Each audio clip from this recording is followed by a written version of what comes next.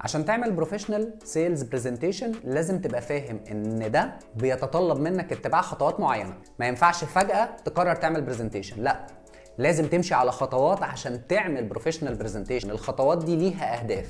ايه هي الخطوات دي؟ تعالوا نشوف في السلايد اللي جاي. اول خطوه بالنسبه لنا هي البري سيلز اكتيفيتي، تاني خطوه كاستمر انجيجمنت ستيج، تالت خطوه سيلز جول اكتيفيتي. خطوه البري سيلز اكتيفيتي مهم جدا تطلع منها عارف تكواليفاي الكاستمر بتاعك وعارف ان الكاستمر بتاعك ده بوتنشال كاستمر اور نوت. الكاستمر انجيجمنت ستيج مهمه جدا تبقى فاهم ان في الخطوه دي لازم تايدنتيفاي النيد اللي موجوده عند الكاستمر. ثالث خطوه سيلز جول اكتيفيتي، هي الخطوه اللي حضرتك بتقدم فيها السولوشن، ودي مرحله من المراحل اللي بتعمل فيها برزنتيشن. فمهم جدا تبقى فاهم ان انت وانت بتديليفر لازم تديليفر سولوشن بياتشيف الجول بتاع الكاستمر.